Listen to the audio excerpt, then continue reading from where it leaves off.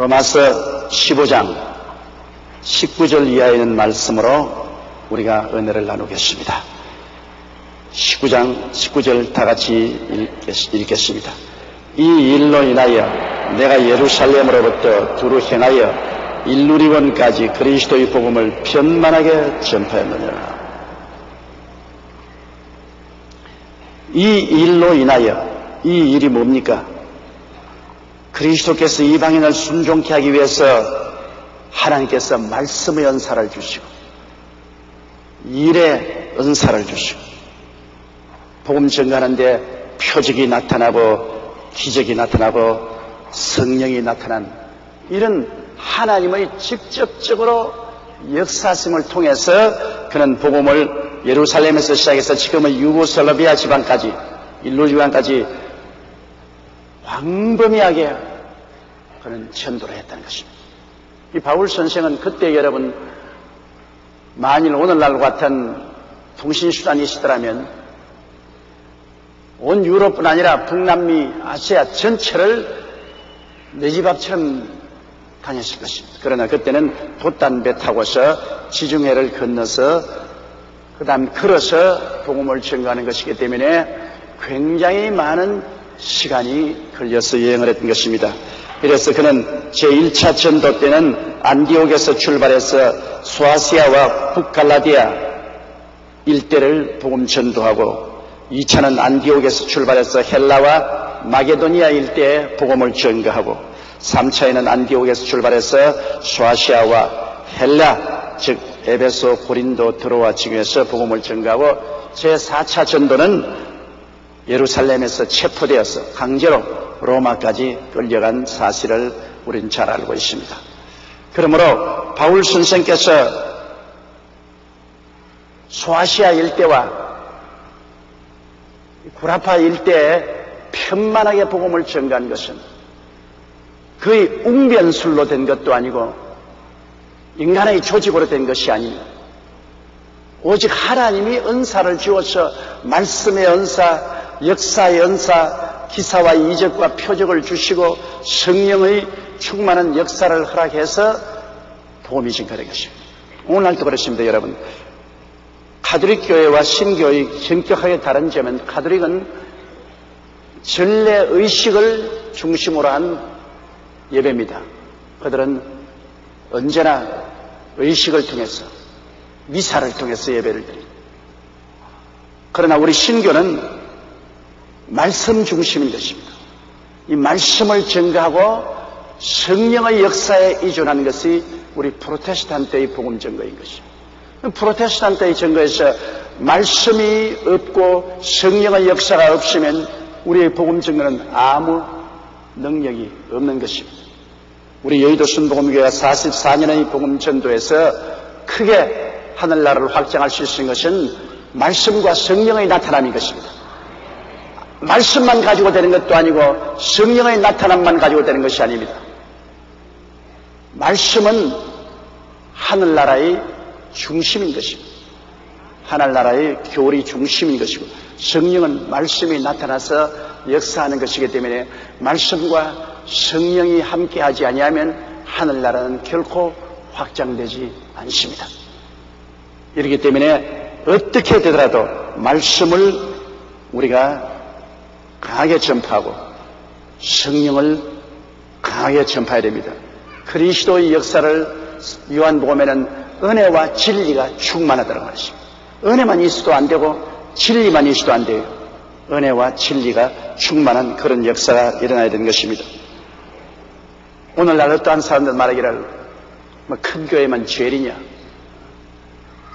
적고 알찬 교회가 좋다 그런 말을 하는데 적고 알찬 교회도 하나님의 뜻이 있어야 세워지고 큰 교회도 하나님의 뜻이 있어야 세워지는 것입니다. 여러분, 하나님의 역사는 사람의 계획으로 되는 것이 아닙니다. 나는 많은 사람이 저보고 대교회 주의자라고 공격을 하는 소리 들었는데 저는 44년 전 불광동에서 천막을 치고 가만히를 갈 때 대교회 되리라고는 꿈도 꾸지 않았습니다. 내가 바라는 것은 300명 교회면 충분했습니다. 대교회 주의로 꿈을 꾸지 않습니다. 내가 꿈도 안 꾸는데 대교회 주의를 어떻게 하는 것입니까? 대교회주의라고 간판을 아무리 붙여놓고 깃발을 흔든다고 교인들이 오나요? 대교회주의라고 공격하는데 여러분 한번 대교회주의라고 프라카드 적어놓고 간판을 붙여놓고 우리는 대교회주의 하니까 여러분 오시오 그런다고 오나요? 하늘나라는 여러분 대교회주의를 한다고 해서 대교회가 되는 것이 아닙니다. 하늘나라는 근본적으로 하나님의 주권적인 뜻에 따라서 이루어지는 것입니다. 하나님께서 이곳에 큰 교회를 세우겠다고 작정했기 때문에 하나님께서 말씀을 주시고 성령의 은사를 주어서 대교회를 세운 것입니다. 사람이 세운 것이 아니에요. 제가 저번 주일 저녁에 금난교회에 가서 김웅도 목사 금난교회 성역 30년 기념 예배를 보았는데 정말 장엄하게 교회를 지었습니다. 아예 금난교회는 비유컨대 현대적인 모든 시술을 갖춘 아주 장엄한 교회라면 우리 교회는 거기에 비교하면 판자촌 교회입니다. 우리 교회는 아주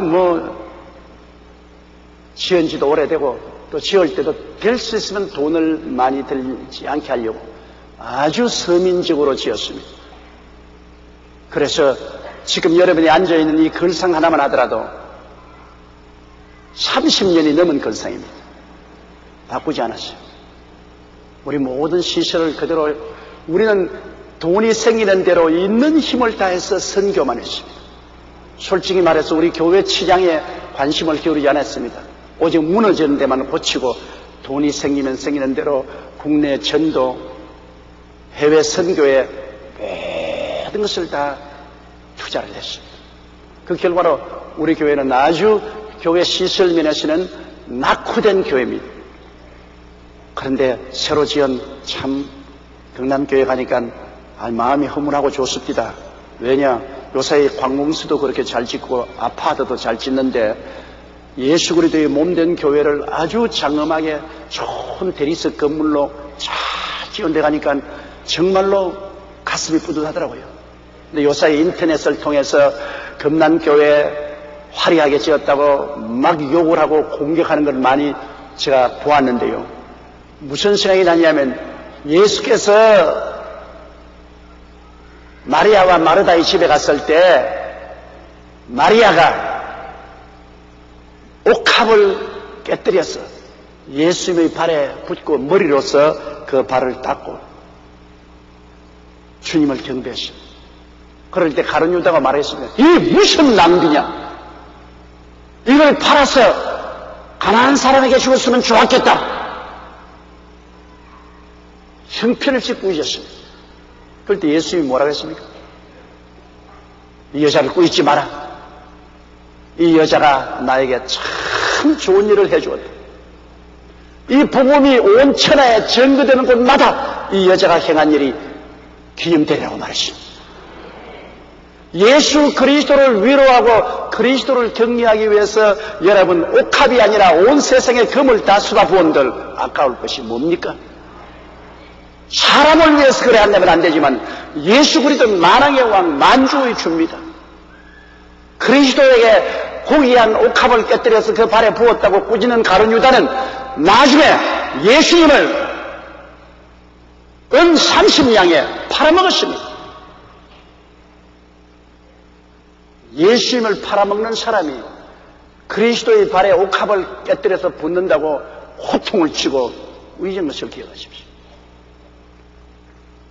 성도들이 힘이 있어 모아서 예수 그리스도의 몸을 상징하는 교회를 잘 지은 것 얼마나 좋습니까? 세월은 지나가되 교회는 남습니다. 제가 구라파에 복음을 전가라 댕겨보면 동구라파나 서구라파에 공산화가 되어도 동구라파에 옛날에 지은 아주 장엄한 교회가 도시 중간에 우뚝 서 있습니다.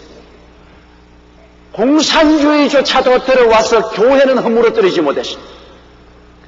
도시 중심에 교회가 우뚝 서서 십자가를 탁 떠나고 있으니 아무리 공산주의 선전을 하고 아무리 공산주의 공격을 해도 사람들은 매일같이 장엄한 그 교회와 십자가를 바라보고 지냈습니다.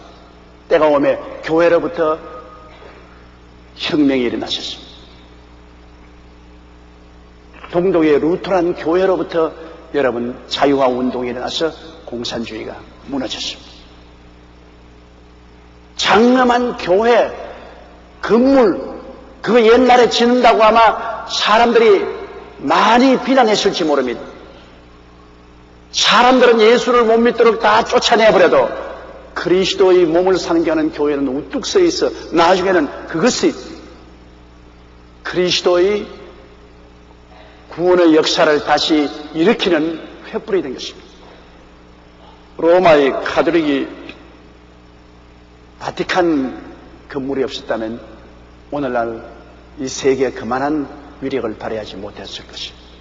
옛날에 로마 바티칸 건물을 지을 때 어마어마하게 비난하고 공격했습니다. 낭비한다고. 그 시대는 다 지나갔어요. 그때 사람들도 다 수백 년 전에 다 죽었습니다. 그때 그 돈 가지고 그 바티칸 안 지었더라도 그 돈은 다 사라져버리고 흔적도 없을 것입니다. 사람들은 그 돈을 밥 먹는 데 쓰든지 여행하는 데 쓰든지 세속에 쓰고 말았을 것입니다. 그러나 그 돈을 모아가지고서 바티칸이라는 장엄한 성당을 지어놨습니다. 역사도 지나가고 사람도 지나가는데 성당은 남아있습니다. 오늘날 그 성당이 전 세계 가톨릭 교회의 중심이 되십니다. 또 성당을 말하지 않더라도 이태리가 바로 그 장엄한 건물을 관광상품으로 팔아서 매년마다 수십억 달러의 수입을 얻고 있습니다. 그렇기 때문에 여러분 그리스도의 몸된 교회를 장엄하게 잘 지은다고 비난해서는 안 됩니다.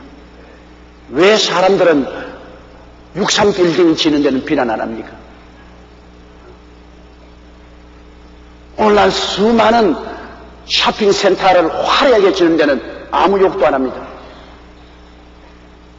인천공항이 세계적으로 화려한 공항 건물입니다. 그걸 보고 욕하는 사람 아무도 없어요. 그런데 왜 금난교회 하나 잘 지었다고 왜 욕을 해요? 말도 안 되는 소리. 예수 그리스도의 몸을 상징하는 교회는 잘 짓고 아름답게 지으면 좋습니다. 나도 사실은 우리 여의도 순복음교회 헐어버리고 잘 짓고 싶은 생각이 없는 것이 아니라 있습니다. 그래서 온 세계 성도들이 왔다 갔다 하는 이 길목에 그리스도의 몸이 장엄하게 지어야 됩니다. 난 많은 세계 각지에서 온 사람들이 와서 내게 하는 말을 듣습니다. 세계에서는 제일 큰 교회라고 하는데 이렇게 초라할 줄 몰랐다고. 그거 들을 때마다 자랑스럽기도 하고 괴롭기도 하는 것입니다. 자랑스러운 것은 우리는 많은 돈을 교회 건물에 들이지 아니하고 온 천하 만국에 선교하는 데 들었다는 자부심이 있는가 하면 다른 면에서는 그리스도의 몸을 상징하는 교회가 너무 허술하니까 민망하고 부끄럽기도 하는 것입니다. 솔직히 말해서 내 나이 50만 되었으면 한번 새로 지어보고 싶습니다. 근데 왜 이제 거의 다 끝장난 파장에 내가 교회를 지을 수 있는 여력이 있습니까? 그렇기 때문에 우리 교회를 짓지 않고 내가 500교회를 한국에 세우겠다고 하나님 성령을 통해서 인도를 받고 작정하는 것이 그것입니다. 우리 교회를 새로 짓고 화려하게 못하는 대신 그 돈으로 한국에 500개 교회를 개척하자.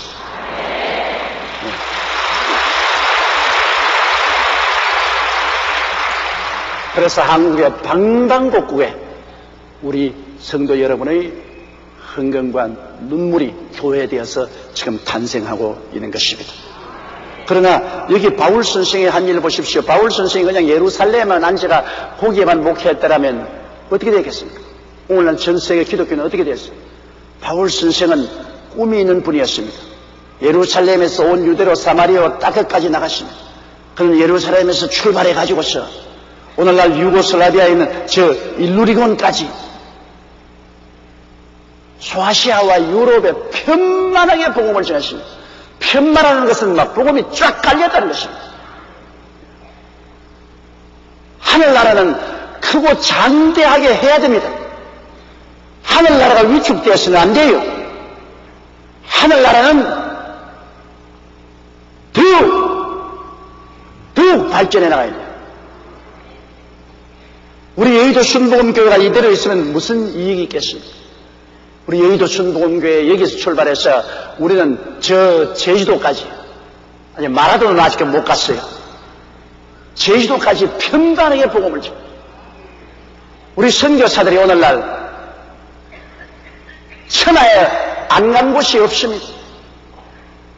우리는 우리 한국과 온 천하에 그리스도의 복음을 전파하였습니다. 오늘 이 시간에도 지구 이편과 저편에서 우리 순복음에서 파송한 선교사들이 계속해서 복음을 전가하고 있습니다. 그것이 하나님의 뜻입니다. 하나님의 성령이 오신 것은, 성령은 침태한 영으로 한 곳에 머물러 있지 않습니다. 예루살렘에서 유다로 사마리아로 땅끝까지 나가야 되는 것입니다. 땅끝까지는 그 꿈을 부리면 안 되는 것입니다. 언제로 우리 교회가 우리 교회 자체로서 만족하고 주저앉는다면 그때로부터 성령님의 역사는 끝나는 것입니다. 우리가 계속해서 우리 한국에, 앞으로 남북이 통일되면 북한에, 그리고 계속해서 세계로 뻗어나갈 때 하나님은 여기에 말씀을 주시고 성령을 주시고 복을 주시는 것입니다. 우리 기독교 역사상에 사도 바울 같은 위대한 하나님의 종이 계시지 않더라면 복음은 로컬화하고 말았을 것입니다. 중동 지역에 로컬화하고 말하죠. 바울 선생은 중동이라는 그 지역을 벗어나 버렸습니다. 그는 중동을 떠나 소아시아와 저 유럽으로 성큼 뛰어나가는 것입니다. 복음을 로컬화하지 않았습니다. 복음을 세계화했습니다. 오늘날로 우리들은 세계화 말하는데 바울 선생은 벌써 2000년 전에 복음을 로컬화하지 않고 세계화했습니다. 왜? 우리 주님께서 세계화를 하라고 하셨습니다. 너희는 온 천하에 다니며 만민에게 복음을 전가하라. 그리스도는 복음을 우리에게 전가할 때 로컬화하라고 말하지 않았습니다. 그때 벌써 온 천하에 다니며 만민에게 복음을 전하는 세계화를 하라고 주님께서 말씀하시겠죠. 그때는 여러분 미처 아직 지구가 둥글 줄도 모르는 그때였었어요. 그때 오늘날 가지고 있는 우리 교통수단, 통신수단을 가고 있지 못했습니다. 그럼에도 불구하고 그때 주어진 명령은 딱 끝까지 세계화하는 것입니다. 오늘날은 우리 여기 앉아서 세계화돼요. 우리 교회 주일 예배와 오늘 수요일 강해가 이 시간에 동시에 지금 미국에서 인터넷을 통해서 보고 있어요. 많은 성도들이 우리 인터넷 접속을 하고 있는데 일주일에 우리 인터넷 접속하는 수가 세계적으로 150만 명입니다. 150만 명이 우리 주일 예배와 우리 수요일 예배 인터넷에 들어와서 함께 예배드리고 있어요. 오늘날은 여러분 세계화입니다. 인터넷이란 이 수단을 통해서 우리는 순식간에 지구 이편에서 저 끝까지 갑니다. 이메일을 통해서 여러분 이 자리에서 이메일을 넣으면 저 자리에서 순식간에 지구 반대편에서 우리의 메시지를 받아 읽습니다.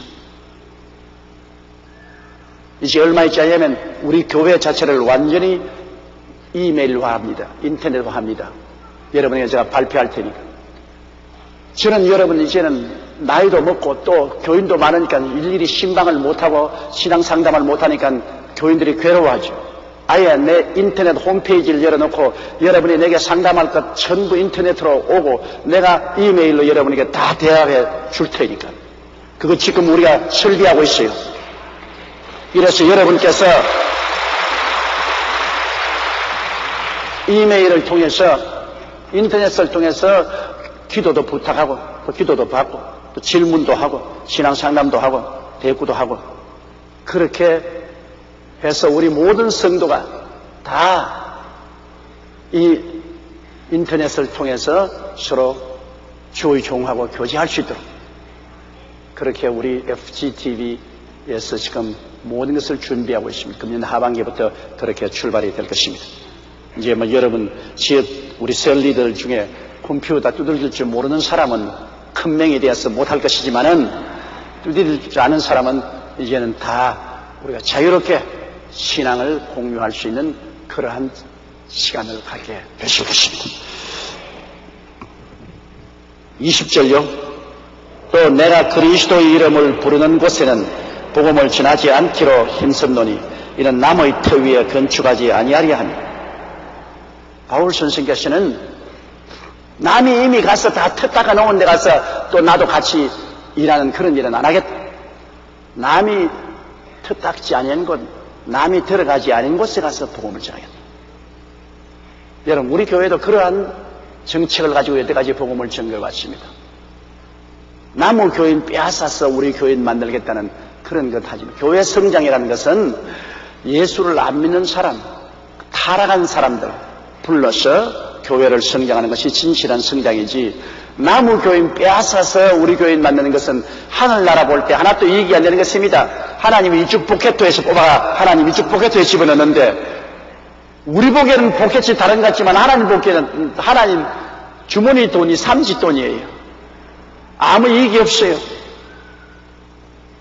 그러니까 바울 선생이 말한 것은 내가 남의 교인들 빼앗아서 내 교회 세우지 않겠다, 그 말인 것입니다. 남이 닦아놓은 터전에 가서 내가 내 터전 세우지는 않겠다. 최선을 다해서 믿지 않은 사람, 타락한 사람들을 주께로 인도해야 그것이 참된 교회 성장이 되는 것입니다. 남의 교인 빼앗기 경쟁하면 안 돼요. 대개 제가 미국에 가보면 미국에는 한인 교회들 참 보면 기가 막혀요.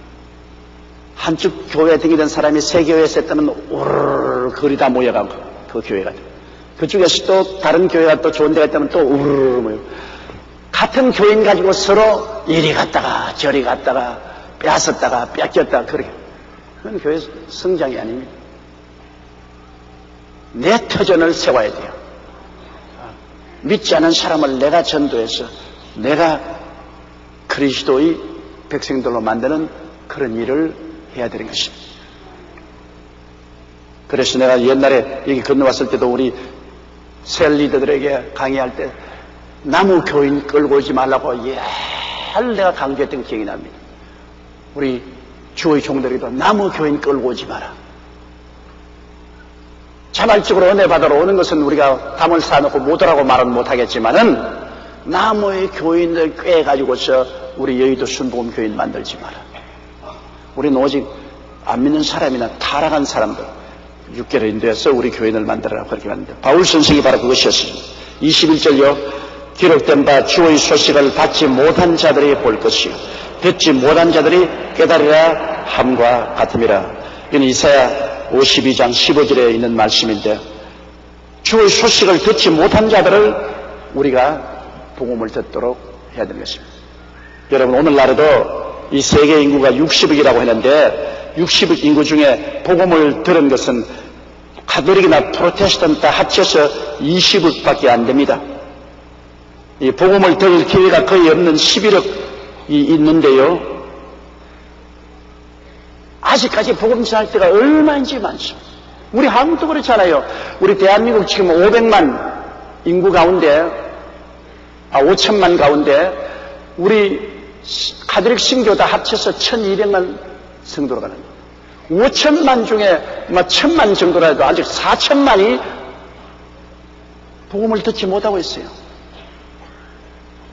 내가 500개 교회 개척한다고 하니까 우리 지하들이 교회를 개척하러 나오는 데마다 기존 교회들이 반대를 합니다. 타교파보다도 더 맹렬하게 우리 하나님의 성부의 교회가 우리 지대에는 못 온다. 여러분, 하나님의 교회를 하나님께부터 벌써 전매 특급하러 놓고 있는 건 아니잖아요. 경기도 지구는 못 온다. 혹은 충청도 지역은 못 온다. 광주 지역은 못 온다. 아니 지역을 하나님께 특허 맡아 놨어요. 하나님이 너희들 특허 줬으니까 너희 지역은 너희가 맡아 있어라. 그런 법이 있어요. 그럼에도 불구하고 이게 님비주의로 우리 있는 데는 못 온다. 그러므로 그걸과 시비를 걸고 밀고 땡기고 하는데 굉장히 제가 괴롭습니다. 이 제자들이 나가 발을 붙일 곳이 없어요. 자기들은 그곳에 복음을 전도하지 못하면서 다른 사람이 들어와서 복음을 전도하는 것을 막고 있어요. 자기들이 복음을 전도해서 교인이 10만 명, 20만, 30만 되면 박수를 치고 그곳에 맡아 살아 그러죠. 대개 반대를 글쎄 하는 사람들은 교회 50명, 100명 가지고 있는 사람이에요. 근데 그 도시 인구는 얼마나 많냐? 10만 명, 20만 명, 30만 명 되는데 교인 100명 가지고서 우리 도시에는 못 들어온다. 우리 지역에는 못 들어온다 그럽니다.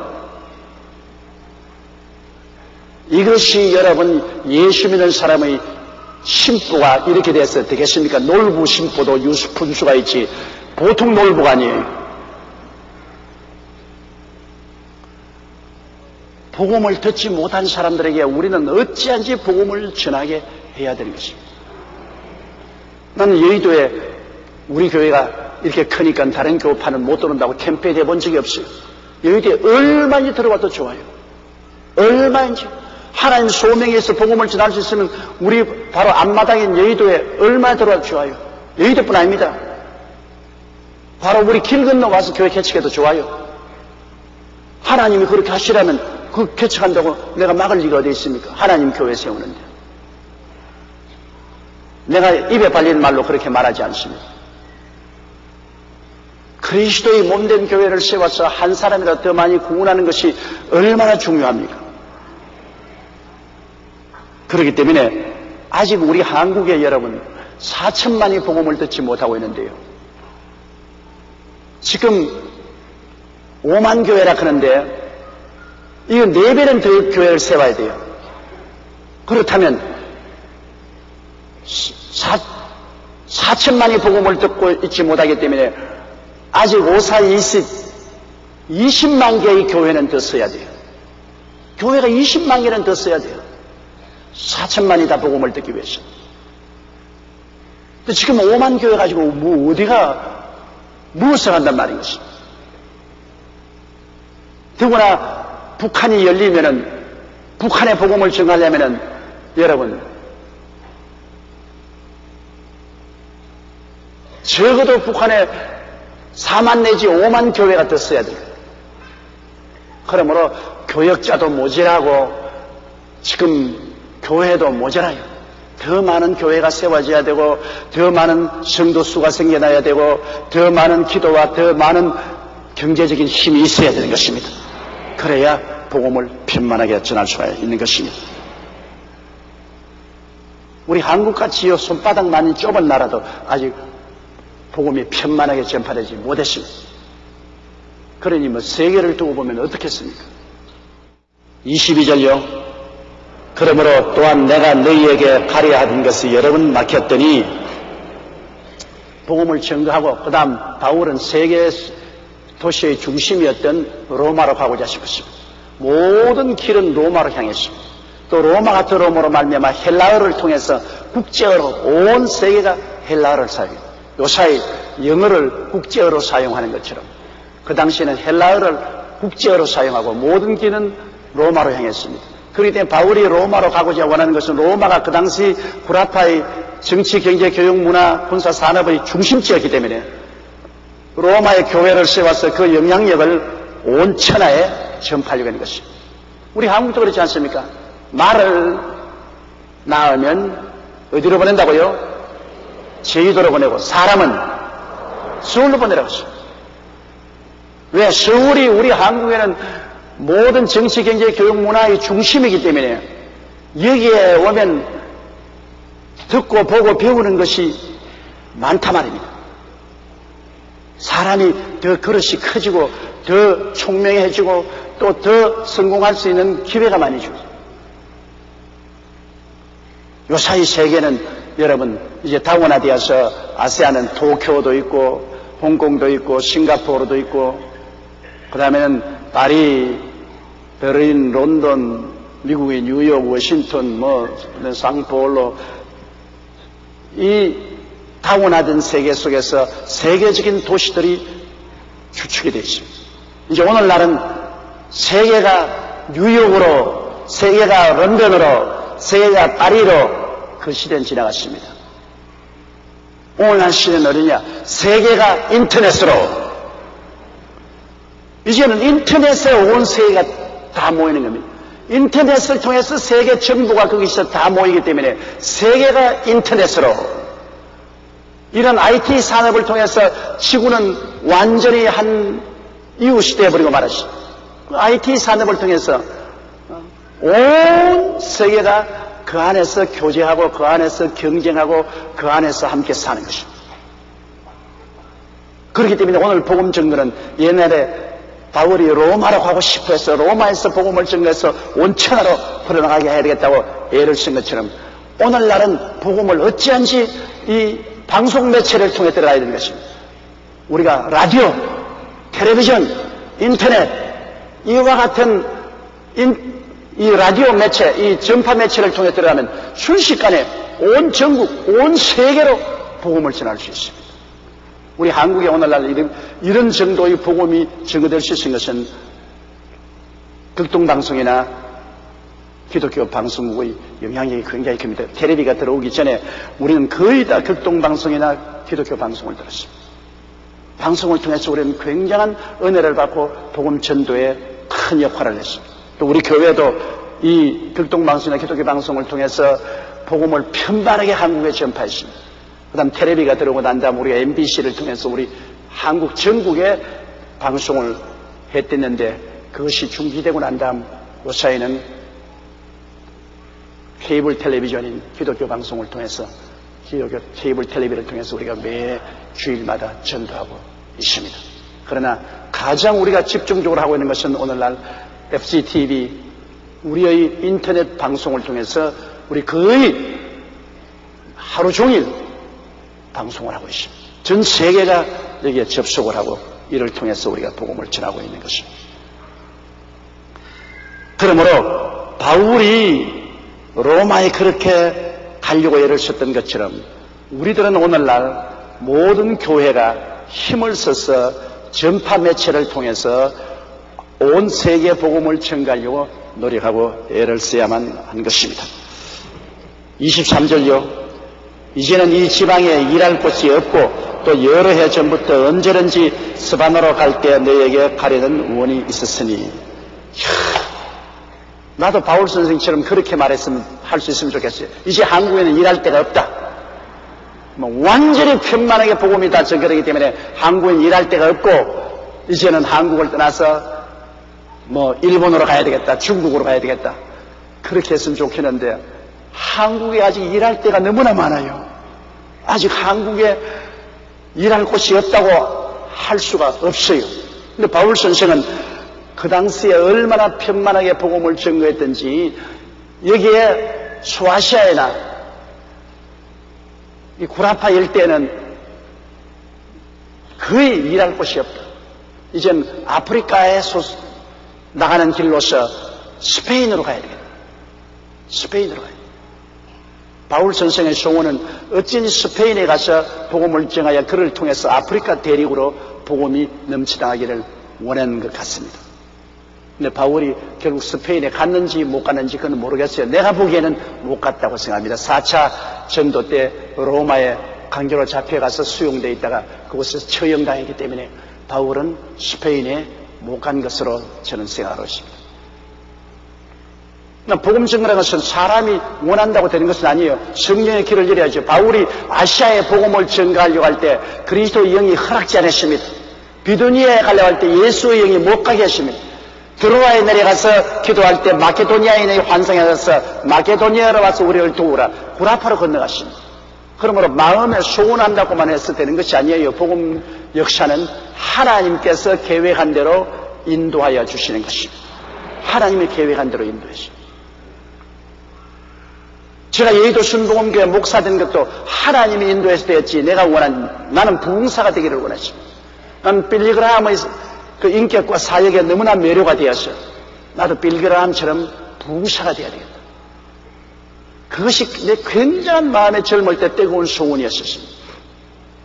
그러나 아무리 부흥사가 되려고 애를 써도 부흥사가 못 되었습니다. 왜 못 됐느냐? 몸이 아파서 못 됐습니다. 강단에 부흥사로 나가기만 하면 아파서 죽을 징이 쓸 수가 없어요. 그냥 막 쓰러지는데요. 내가 아무리 이를 깨물고 나가도 안 되는 겁니다. 그러나 목회를 하면 하나님 붙들어줘서 안 쓰러지거든요. 할 수가 있습니다. 그래서 내가 부흥사가 안 되고 목사가 된 것은 할 수 없이 된 것이지 내가 원해서 된 것은 아닙니다. 소원은 부흥사가 되는 것이지만 부흥사로서 나설 수가 없는 육체적인 어려움이 있어서 할 수 없이 목회자가 되고 오늘날 44년째 목회를 하고 있습니다. 물론 이제 요사이 액세서리로 부흥회도 하죠. 온 세계 등이면서 내가 소원한 대로 대부흥회도 하고 있죠. 그러나 그것이 전공이 되지 않고 목회가 전공이고 부흥사역은 부전공이 되고 말았습니다. 그런데 바울 선생은 자기가 일하던 예루살렘에서 일루리곤까지 편만하게 복음을 다 전거했기 때문에 이제는 아프리카 대륙 공략을 기초로 하기 위해서 스바나로 가야, 그렇게 그는 간절히 원했던 것입니다. 24절이요. 이는 지나가는 길에 너희를 보고 먼저 너희와 교제하여 약간 만족을 받은 후에 너희의 거래로 보내줌을 바람이라. 이미 로마에는 그리스도의 교회가 튼튼히 서 있고 성도들이 모여 있고 하나님을 예배하는 일이 잘 진행되고 있었습니다. 그렇기 때문에 바울 선생은 스바나로 가고 싶기 때문에 스바나로 가는 길에 이미 로마에 있는 교회들과 함께 예배도 드리고 부흥회도 인도해주고 교제를 나누기로 합니다. 바울이 가진 신앙도 그들에게 전달해주고 또 그들의 위로와 격려도 받고 성도의 교통을 하기를 원한다는 것입니다. 여러분, 성도의 교통이란 굉장히 중요합니다. 왜냐하면 서로 교제함으로 주고받는 것이 있습니다. 사람이란 그냥 교제가 안 됩니다. 교제하면 반드시 주는 것과 받는 것이 있습니다. 내가 그들에게 신앙을 전달해주고 그들의 신앙의 영향력을 또 내가 받게 되는 것입니다. 사람이란 그러므로 서로 함께 모여서 예배드리고 기도하고 간증함으로 신앙의 불꽃을 붙여줄 것입니다. 나 홀로 신앙은 절대로 성공하지 못합니다. 장작불도 하나로 태워놓으면 얼마 있으면 꺼져버립니다. 두 개씩에 엮어놓으면 불이 활활 타죠. 우리가 그렇기 때문에 셀 미니스트리가 필요한 것은 셀 속에서 우리가 셀 리더와 함께 모여서 기도하고 말씀 전하고 그리고 간증하고 이것이 크게 영향력을 받습니다. 내가 그들에게 도움을 주고 그들이 내게 도움을 주고 신앙이 합쳐서 강하게 되는 것입니다. 외로운 신앙은 오래 견디지 못합니다. 바울 선생은 강력한 사도요 신앙인이었지만은 그러나 역시 로마에 있는 성도들과 교통을 통해서 그들의 신앙을 본받게 되고 위로를 받고 힘을 얻기를 원하고 또 바울은 여러분 자비량한 선교사였습니다. 천막을 만들어서 팔아서 그로서 자비량하기 때문에 스페인 같은 가는 데는 가면 목회를 하려고 하니까 굉장히 돈이 필요하죠. 이러므로 로마에서 있는 성도들이 거리로 보내준다는 것은 여비를 대주기를 바란 것입니다. 교회에서 헌금해서 바울 선생이 선교하는데 도움을 해주기를 바울은 바란 것입니다. 우리가 거의 600명 가까운 선교사들을 온 천하에 보내고 있지만 그 선교사들이 스스로 직장을 얻어서 벌어먹으면서 목회하는 것은 아니거든요. 우리가 여기 도와줘야 돼요. 그들은 선교에 전념하기 위해서 우리가 선교헌금을 작정하고 그래서 그들에게 늘 선교 자금을 도와줘야 돼요. 그들 스스로의 생활을 도와줄 뿐 아니라 그들이 선교하는 사역에 돈이 필요하니까 돼요. 뭐가 필요하냐? 교회를 세우려면 돈이 필요하죠. 현지 사역자를 사용하면 월급 줘야죠. 그리고 왔다 갔다 복음 전하면 자동차 필요하고 기름값 필요하죠. 돈은 있으면 있는 대로 필요한 것입니다. 그리스도의 복음을 위해서 여러분 물질은 있으면 있는 대로 다다익 선입니다. 예수 그리스도의 복음 전하는데 아무것도 없어서 빈손 들고 여러분 복음 전할 수 있어요? 빈손 들고 복음이 증거되지 않아요. 요사이는 부흥회 하려 해도 여러분 운동장 빌리다든지 그렇지 않으면 공회당 빌리는 것도 얼마나 비싸지 않습니까? 또 사람들에게 복음 증거 알리기 위해서 텔레비 광고나 라디오 광고나 신문 광고 내는 것도 여러분 수월차게 돈이 들지 않습니다. 집회를 위해서 모든 준비하는 사람들의 식사 대금이나 그들의 노력에도 돈이 필요하지 않습니다. 무슨 일을 하든지 요사이 돈이 없이 일을 할 수 없어요. 우리 몸에 피가 필요한 것처럼 하나님 사업에 물질이 필요해요. 그럼 그 물질은 어디서 나옵니까? 성도들의 헌금에서 나오는 것입니다. 그럼 성도들이 가난해서 아무것도 없으면 헌금 못하죠. 헌금 못하면 복음의 사역은 크게 위축당하죠. 그렇기 때문에 하나님께서 예수 그리스도 이름으로 하나님을 섬기고 11조와 헌물을 드리는 사람을 복주게 되는 것은 당연한 이치인 것입니다. 하늘나라 위해서 주님께서 나를 믿는 백성이 머리가 되고 꼴이 되지 않고 위에 있고 아래 내려가지 않고 남에게 구워줄지라도 꾸지 않겠다고 하는 말씀은 당연한 이치인 것입니다. 모든 일에 항상 모든 것이 능력하여 모든 착한 일을 넘치게 하려 함이라고 성경은 말했었습니다. 사랑하는 자여, 내 영혼이 잘됨같이 내가 범사에 잘되며 강건하기를 강구하느라고 하는 것은 마땅한 일입니다. 구약시대에도 여러분, 하나님께서는 이스라엘 백성들에게 언제나 하나님을 믿고 순종하면 4가지 복을 약속했어요. 그 첫째 복이 너희 자식들을 하나님께서 잘 자라게 해주고, 자식에 대한 복. 둘째는 너희 우양의 새끼들을 번창케 하겠다. 셋째 복은 들의 곡식이 잘 되게 하겠다. 넷째 복은 너희들을 건강하고 장수하게 만들어주겠다. 구약에는 여러분 신명기 8장하고 신명기 28장 한번 보세요. 하나님의 저주와 축복의 장인데 그게 하나님 말씀을 믿고 순종할 때는 반드시 자녀의 복, 그리고 우양의 새끼에 대한 복, 그리고 들의 곡식에 대한 복, 그 다음에 건강과 장수에 대한 복을 하나님이 약속한 것입니다. 그것이 주를 믿는 주의 백성들의 특권입니다. 예수 믿는 하나님 따라가는데 하나님이 나는 모르겠다. 그렇게 하면 어떻게 합니까? 성경에는 하나님은 목자시고 우리는 양이라고 했는데 목자가 양을 보고 너 뭐 먹든지 말든지 굶어 죽든지 유리에게 잡혀가는지 나 몰라라. 그러면 목자도 아니고 양도 아니죠. 목자는 양을 위해서 목숨을 버리는 헌신으로 양을 돌보지 않습니다. 그러므로 예수 믿는 여러분이 성수주일하고 11조 드리고 하나님께 헌물하면서 살면은 하나님이 반드시 여러분의 사업과 생활에 같이 하여 주신 것입니다.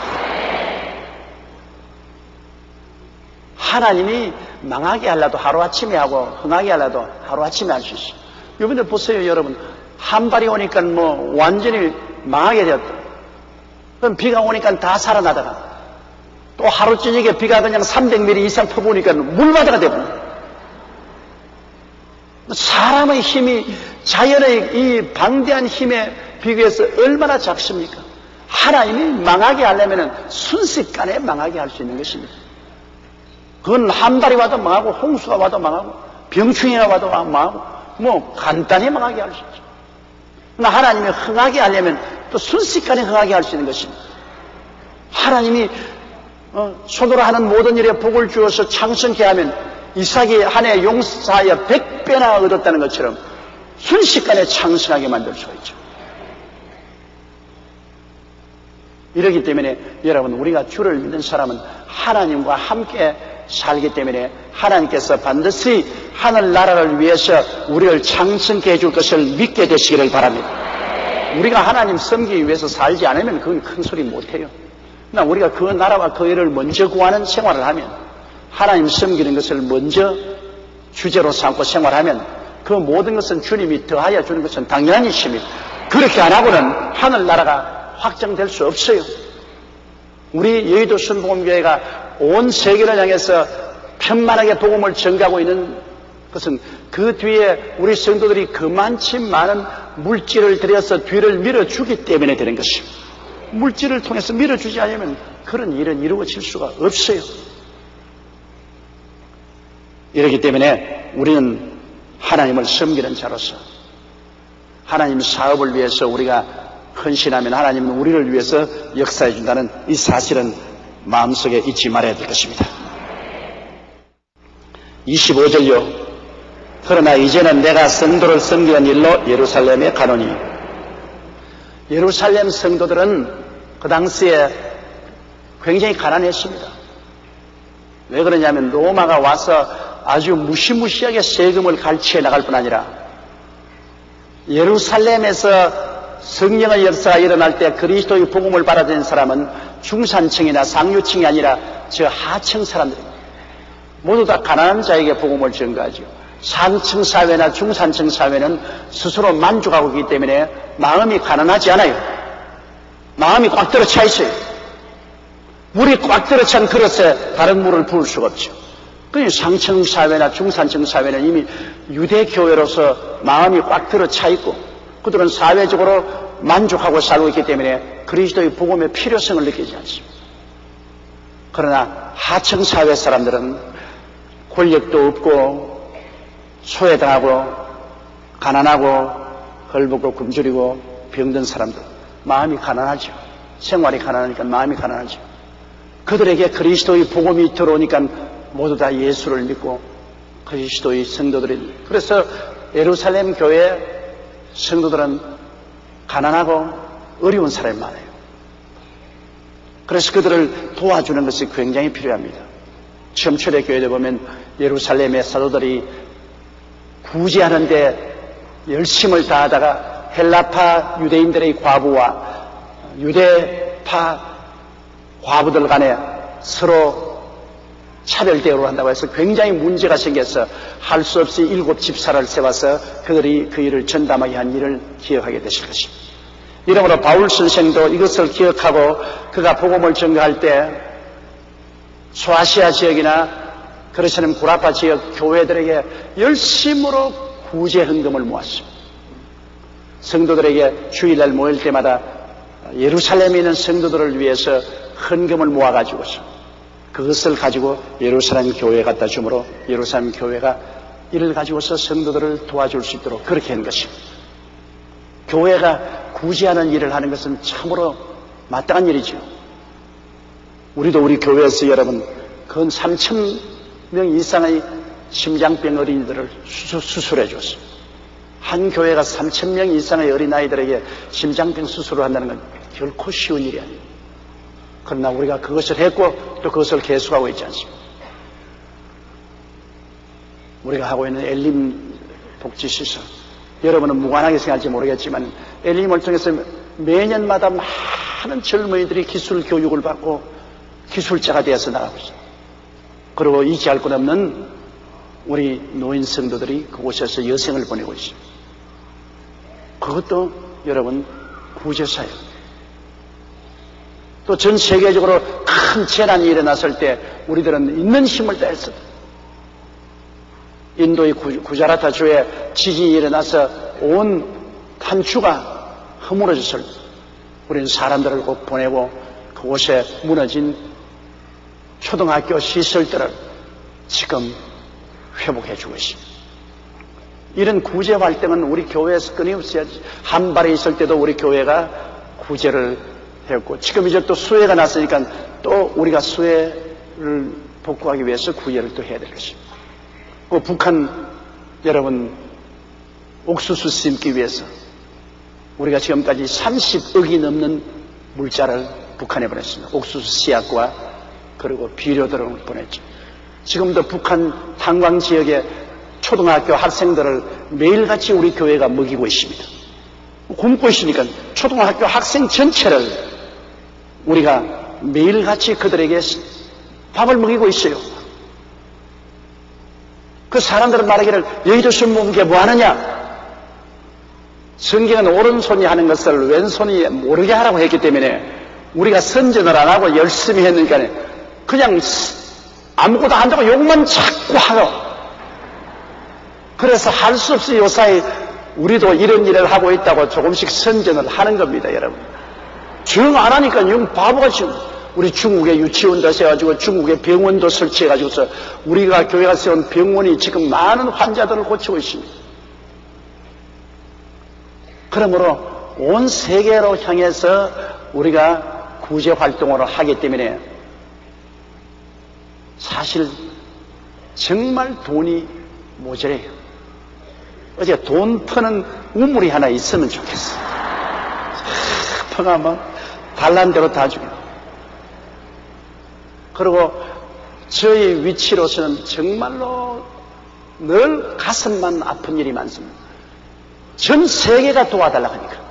나에게 도와달라는 간절한 편지는 미국으로부터 시작해서 저 아프리카 남미까지 편지로서 인터넷으로 날라옵니다. 돈 도와달라고. 그것도 적은 돈이 아닙니다. 돈 도와달라고 하면 최소 한도의 금액이 1억입니다. 1억 도와달라, 10억을 도와달라, 20억을 도와달라. 그건 내놓고 막 우리 한국은 전국에 있는 각 교회와 성도들이 어려움이 있으면 적의 도움을 달라고 합니다. 새빵 얻으려고 하는데 돈 없다. 새빵 좀 얻겠다. 자식 학교에 들어갔는데 학교 보낼 돈이 없으니 장학금 되어달라. 병원에 입원했는데 치료비 갖다 도와달라. 뭐 여러 가지 종류로서 가지가지 도움을 청하고, 그리고 한국 연합체에서 뭐 한다고 하면, 연합운동 한다면 그 비용은 다 우리 보고 대라 그럽니다. 지금도 한국에 기독교 교도소를 설립하는, 기독교인들 잘못해서 죄를 지으면 일반 제수들과 가져오지 말고 기독교 교도소를 설립해서 기독교 교인들은 그곳에서 성기를 마치게 하는 걸 하자. 예산 300억을 세워가지고서 우리 교회에서 나보고 100억을 내놓으라 그럽니다. 여러분, 땅을 팔러 오시면 와서 그냥 큰 교회니까 내놓아라 말이에요. 그럼 나는 뭐라 합니까? 우리 교회가 크지만 온 세계 사업을 하니까 그만한 돈이 없다. 그러면 좀 깎아줘. 100억 내놓아라. 아니, 난 100억 못 내. 50억 내놓아라. 난 그것도 낼 수 없다. 그러면 11조 내놓아라. 300억 중에 10분의 1은 내놓아라. 큰 교회 목사하는 것이 쉽다고 생각하지 마십시오. 그냥 강제로 그냥 밀어줘. 그럼 그 한 사람 군선교하는, 매년마다 국군들지 일선에 가서 군선교하는 거, 그 군선교비 그냥 우리에게 그냥 세금으로 나오는 거예요. 군선교위원회에서 금년도 예산에 얼마니까 몇 억을 내놓아라. 그냥 나오는 거. 그거 피할 수가 없어요. 그럼 군선교회 그거 지나가면 다 된 줄 압니까? 한국 교단에서 사회사업연합회 같은 데서 사업하는데 또 내놔라. 그래서 저는 어느 이원에서 조찬 기도에 오너라, 점심때 모임에 오너라 하면 간이 참 늘어났습니다. 왜냐하면 벌써 세금 통지서 나오는 거예요. 그게 가면 벌써 돈 내놓으라고 하기 위해서 오는 것이기 때문에 간이 철렁 늘어납니다. 이러므로 큰 교회를 목회하는데 말씀만 증거하고 기도만 한다면 아주 귀노래 부르면서 하지요. 온 세계 선교를 하니까 온 세계 우리 간 제자들의 그 고통과 괴로움을 계속 짊어져야 되죠. 그리고 이 전 세계를 통해서 도와달라는 손길을 올 때 그것 전부 다 마음 상치 않게 두들기고 어떻게 해야 되죠. 그러니까 이러한 모든 일을 해나가는 것이 너무나 힘들어서 솔직한 말로 요사이 하나님 빨리 세월이 흘러가서 은퇴하게 해 주시옵소서. 너무나 이 자리가 힘이 드니까 이제는 은퇴를 하면 좀 좋겠습니다. 그런 인간적인 생각이 생겨난다고요. 하나님이 주인이고 나는 종이니까 하나님이 허락해야 은퇴도 하고 하지 종이 마음대로 하지는 못하지요. 무슨이 주인 보고 마음대로 할 수 있나요? 그러나 그만큼 이 목회 생활하는 것이 쉽지 않다, 그 말인 것입니다. 아마 바울 선생이 오늘날 살았으면 나보고 와서 스바나 가는 돈 내놓으라 그랬을 것입니다. 틀림없어요. 나 스바나로 가는데 선교응급 내놓아라. 틀림없이 그랬을 것입니다. 오늘도 내게 통지하는 것은 복음전도선이 인천항에 와 있는데 인천항에서 그 배가 다른 데로 떠나는데 기름값 3억을 내놓으라고 내게 연락이 왔어요. 뚫로서라는 그 배 움직이는데 기름값 3억을 내놓아라. 그러니까 바울 선생이 스바나로 갈 것 같으면 틀림없이 날 찾아서 나 스바나로 가는데 비행기값 필요하고 호텔비 필요하고 거기서 집회한 데 필요한데 1억은 내놓아라. 아마 그랬을 겁니다. 피할 수 없는 일이죠. 또 그런 분들은 또 그렇게 요구할 수밖에 없는 것은 자기들은 교회를 안 가지고 있기 때문에 어떻게 돈이 들어올 데가 없지 않아요. 헌금을 들어올 데가 없지 않아요. 그러니까 목회하고 큰 교회 하는 데 가서 요청할 수밖에 없죠. 적은 교회는 교회 자기 운영하고 하는데도 절절 깁니다, 여러분. 많은 사람들이 말하기를 여의도 순교회는 크니까 우리는 헌금을 고향교회에 있는 조그마한 교회에 11조 보낸다고 합니다. 여러분, 조그마한 교회는 돈 있으면 너가 치워버려요, 그냥. 별 돈이 없으면 목사 월급 주고 그 다음 교회 운영한데 하고 물치할 돈이 없어요. 큰 교회니까 큰 교회는 우리가 헌금 낼 필요 없듯 시골 지금 적은 교회로 가죠. 적은 교회만 우리 한국 모였으면요, 한국에 복음 전가 안 돼요. 우리 큰 교회가 되니까 우리가 모여서 큰 힘을 가지고서 국내외 선교를 크게 할 수 있어요. 우리가 지금 농어촌 교역자들에게 여러분 농어촌에서 교역할 수 있도록 생활비를 주는 분이 300교회입니다. 적은 교회가 여러분 300교회의 교역자들에게 생활비를 도와줄 수 있습니까? 못하지요. 적은 교회가 어떻게 합니까? 우리 교회가 크기 때문에 300여 교회가 농어촌에서 목회를 할 수 있도록 유지를 해줍니다. 이러므로 여러분 중에 우리 교회는 크기 때문에 우리 교회는 11조 내지 말고 저 시골로 보내자, 그런 소리 하지 마세요. 그런 소리 하면 이 큰 교회가 이 거대한 하나님의 사업을 하지를 못해요. 정말로 우리 교회는 우리 교회 자체가 쓰는 것은 뼈를 깎아요. 예상할 때 보면 뼈를 깎아요. 우리 교회 자체는 뼈를 깎아서 최소한도의 비용을 가지고서 교회를 운영하고 많은 금액은 복음 증거에 사용해요. 복음 증거예요. 그렇기 때문에 오늘날 하나님이 우리 교회를 기뻐하사 지금까지 복을 주시고 계신 것입니다. 26절요. 이는 마게도니아와 아가야 사람들이 예루살렘 성도 중 가난한 자들을 위하여 기쁘게 얼마를 동정하였습니다. 이 예루살렘에 있는 성도들에게 이 마게도니아나 이 소아시아 아가야 사람들이 헌금을 해주었습니다. 그런데 이 사람들이 헌금하는 것은 마땅해요. 왜냐? 이방 교회들은 영적으로 예루살렘 교회에 빚을 진 사람인 것입니다. 복음이 예루살렘에서 출발해서 그 무지무지한 핍박을 이기고 그들이 선교사를 이방까지 보내어서 복음을 들었지 않았어요. 그러니까 우리는 복음의 빚진 자들이에요. 영적으로 그들에게 빚을 지심으로 육체적으로 가난할 때 물질로 도와주는 것은 마땅한 일입니다. 우리가 은혜를 잊으면 안 돼요. 은혜 중에 가장 큰 은혜가 영적인 은혜 아닙니까? 그들이 영적으로 복음을 우리에게 전달해 주었으니 물질적으로 그들이 어려울 때 도와주는 것은 마땅한 일이죠.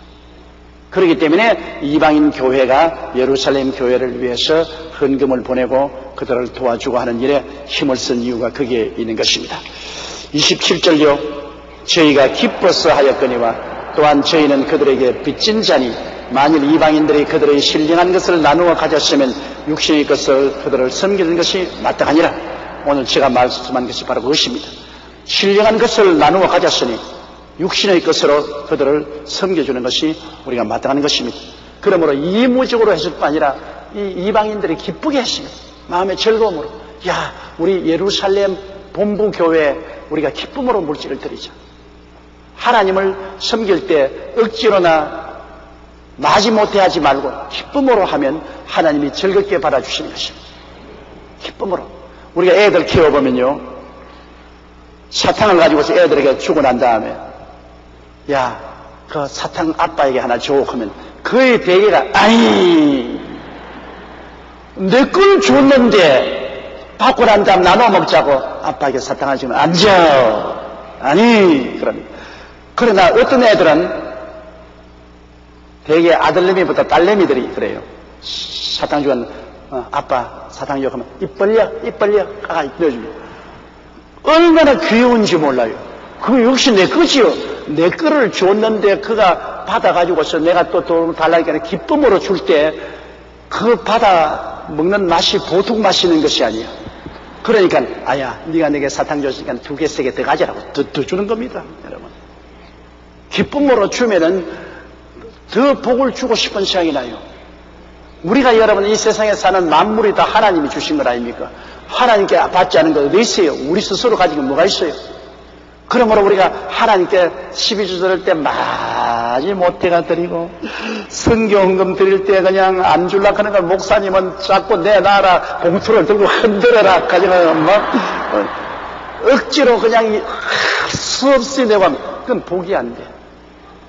아주 내가 11조를 낼 때는 너무나 기뻐서 11조 가지고 하나님 내 축복해 주셔서 11조 드리게 됨을 감사합니다.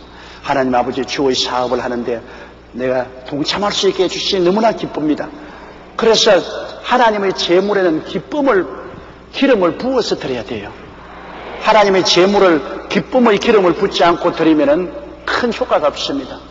모든 하나님께 드리는 것은 기쁨의 기름을 부어가지고서 하나님께 재물을 드리면 하나님께서 내 건 네게 주었는데 네가 내게 도로 돌려주면서 그렇게 기뻐하면서 내게 주는 것이니까 내가 마음이 즐겁기가 한이 없다. 오냐 더 받아라.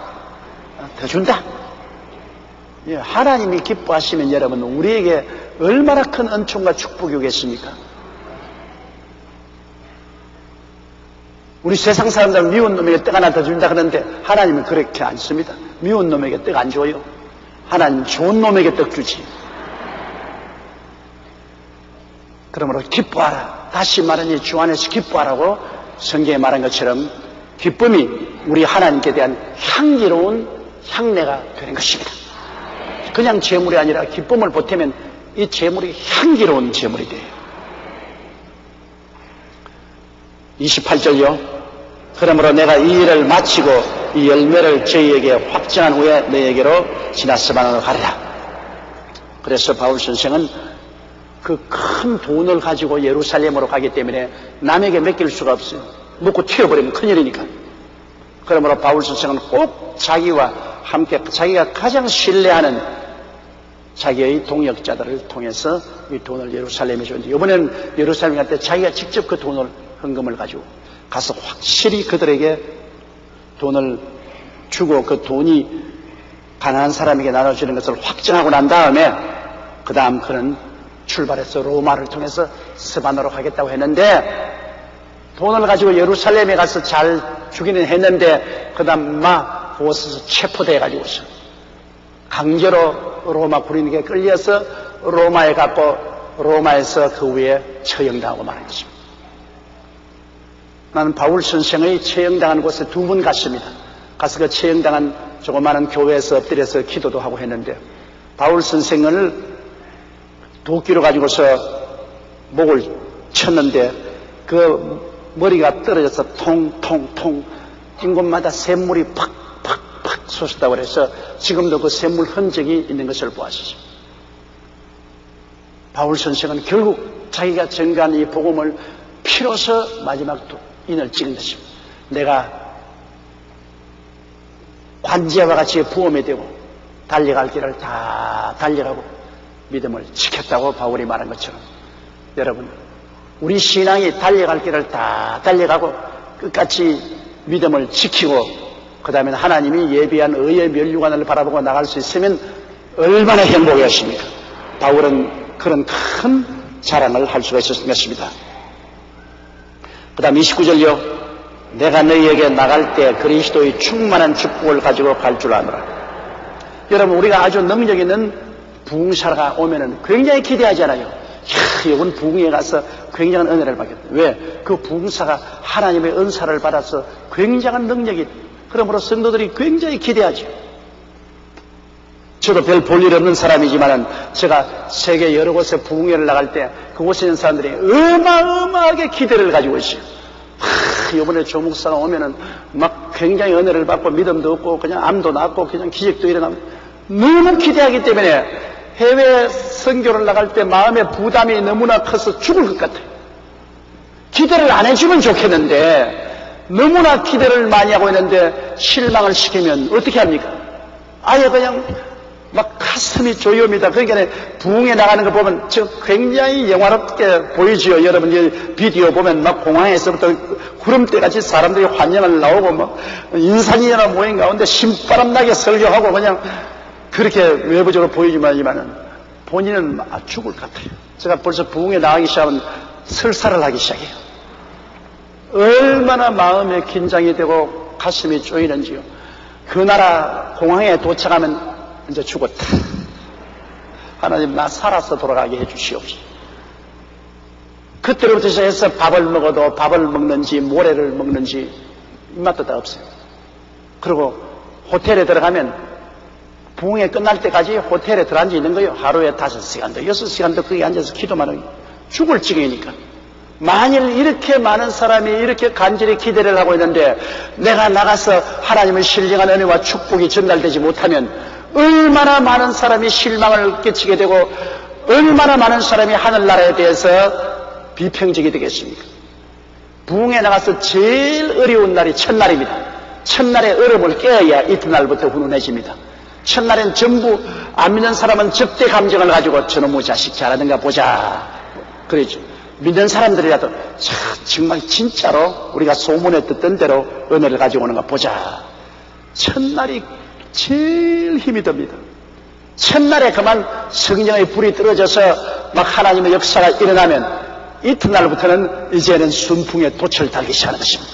사람들이 다 마음문을 확 열어놓고 기대하기 때문에 이튿날부터는 아주 복음 전하기가 편하죠. 그러나 주의 종들 중에 아주 팔자가 싸나운 사람이 해외 선교를 하게 됩니다. 그냥 국내에 앉아서 목회하는 건 참 편안해요. 국내 뭐 여기 일이 많기는 하지만은 그러나 여기서는 여러분이 다 저를 용납해주고 사랑해주시고 또 나도 여러분 사랑하고 서로 다 아는 처지에 그 복음을 전가하는 것은 그렇게 큰 힘이 안 들어요. 물론 여기서도 기도를 많이 해야죠. 성령의 기름 부으심을 받아서 말씀을 전해야 되겠지만요. 그러나 좀 잘못해도 여기에서는 여러분이 이해를 해줍니다. 잘못해도 피곤했는가 보다, 어려운가 보다 이해하고 동정을 해주지만 해외는 이해와 동정이 없습니다. 아주 살벌하죠. 그러므로 그 마음 쪼인 것은 말할 수 없어 꼭 그 탄식이 납니다. 아이고 내 팔자야. 아이고 내가 어쩌다가 이렇게 됐노. 그냥 한국에서 복음 전가하면 편안할 것인데 왜 이 팔자가 세가지고서 바깥에 돌아다니면서 이렇게 역마살을 맞아가지고서 돌아다니냐. 정말로 그 심정이 그 안 당해본 사람 몰라요. 당한 사람의 고통을 말하죠. 이러기 때문에 나갈 때 바울 선생도 내가 너에게 나갈 때 그리스도의 충만한 축복을 가지고 갈 줄 아노라. 이게 얼마나 놀라운 말입니까? 바울은 그만큼 하나님의 충만한 은혜를 가지고 있는 자신이 있었어요. 내가 가면 그냥 헛되이 가는 것이 아니다. 너희들 가면 어마어마한 복을 너희가 받도록 내가 해줄 줄 알아. 성도들의 기대가 보통이 아니죠. 바울이 오면은 정말 하늘 문이 열리고 하나님의 은혜가 쏟아질 것이다. 그렇게 기대합니다. 주의 종들이 여러분 말씀과 성령으로 충만해서 충만한 은혜를 가지고 강단에 서야 돼요. 그런 충만한 은혜 없이 강단했으면 교인들 다 졸지요. 앉아서 졸고 그럼 나중에 그 목사 온다 하면 한 길로 왔다가 7길로 도망을 쳐버리고 말이에요. 안 오죠. 그러나 은혜가 충만한 사람이 와서 복음을 전하여 은혜를 받으면 나중에 그 주의 종이 다시 선다면 인산이네죠. 이웃 사람까지 끌고 오죠. 그러니까 폐 일어나고 주의 종은 은혜가 있어야 돼요. 은혜 없는 주의 종이 되라는 것은 저주받은 말입니다. 은혜가 있어야 돼요. 은혜는 그냥 하나님이 주시는 것은 아닙니다. 구원은 값없이 주지만 은혜는 대가를 지불해야 됩니다. 성령을 충만히 받고 하나님의 메시지를 얻는 것은 무릎이 낙타 무릎이 되도록 하나님께 엎드려 기도하지 않고는 다른 도리가 없어요. 책임을 가지고서 은혜 받지 않습니다. 기도해야 돼요. 주야로 주님께 부르짖어 기도해야 돼요. 그러지 않고는 은혜를 충만히 가지고서 갈 수는 없는 것입니다.